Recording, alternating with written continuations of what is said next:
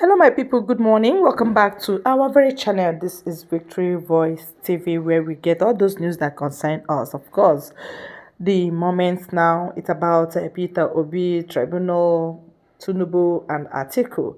Now there are so many forces fighting against this postponement of May 29th. Of course, the issue is this: the case is in the court. So there must be a winner before the inauguration. That's just the truth.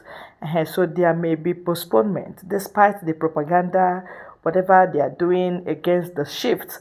There must be shift. The moment court will give verdict, oh, this is the winner, this is the loser, then inauguration can go on. It must not be 29th of May. It's not sacrosanct. Okay? So now the pensioners, they are kicking against alleged move to postpone May 29. These people, they have their own issues. But let me read exactly what I have here.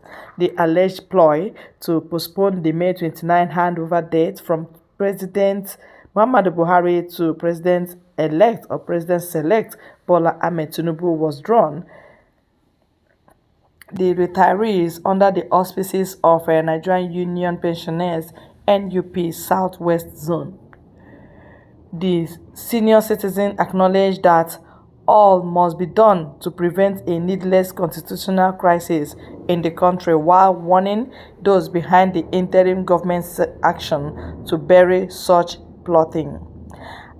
Speaking over the weekend following its zonal meeting in Akure, the capital of Ondo State, Comrade Olusegun Abatan and union spokesman pleaded with those aggrieved with the outcome of the election to let the judicial system handle the petition that were brought before it, of course.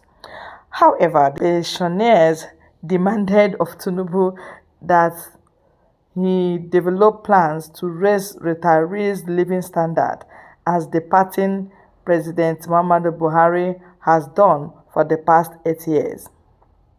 The NUP's Oyo State Secretary, Abaton, emphasized that the Constitution's stipulated handover date cannot be altered in any way. We also want to appeal to those that are going about threatening that heaven will fall on May 29 if Asiwaju Bola Ahmed Tinubu is sworn in as the President of Nigeria. Anyone that has any problem about the last election should go to the court.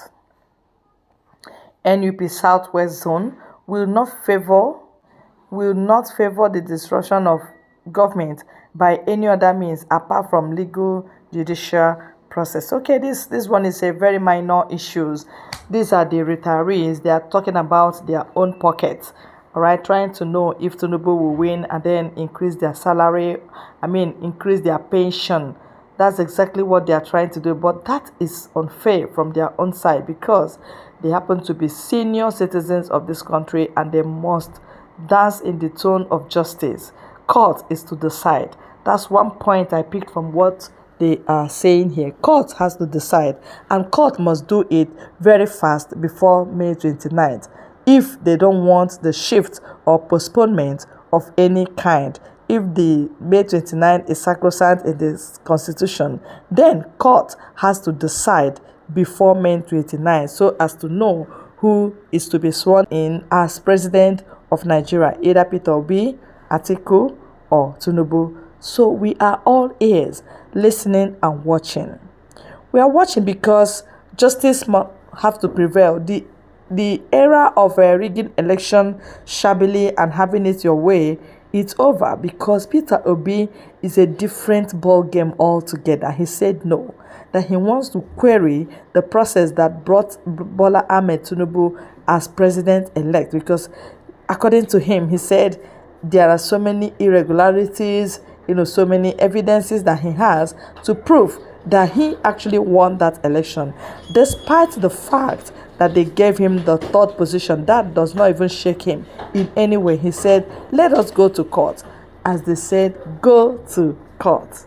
If you had watched the proceedings today, you will know that Peter B was very cheerful and confident.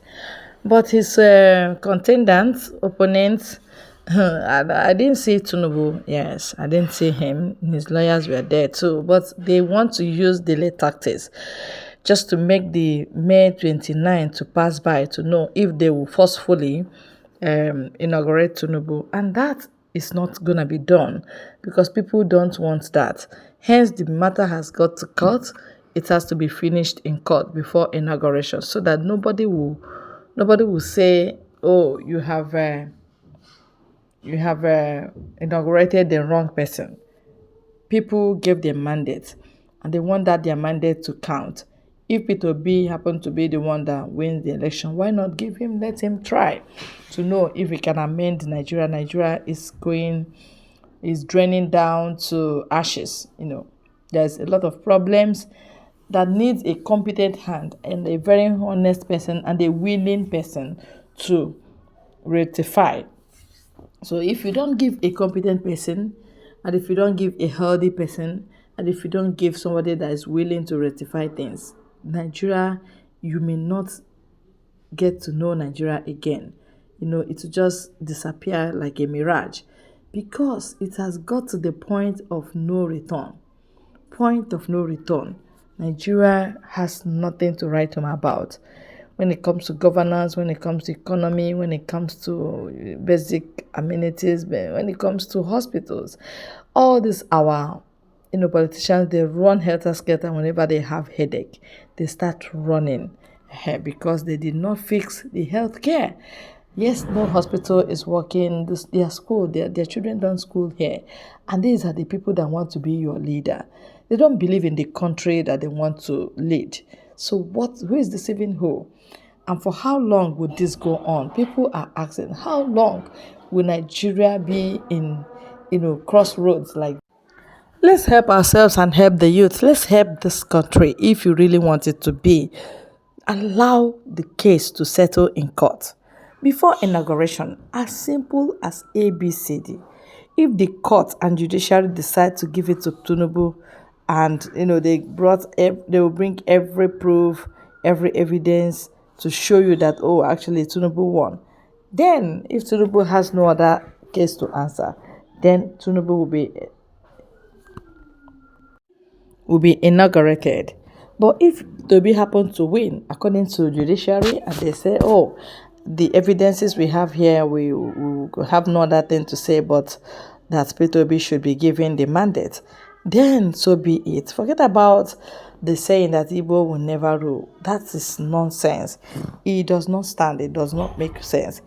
Unless you want to separate the wheat from the chaff.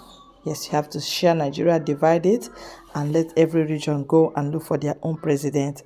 I think that will even be the best matter for now. Thank you for your time on this very channel. It will never ever be taken for granted. God bless you.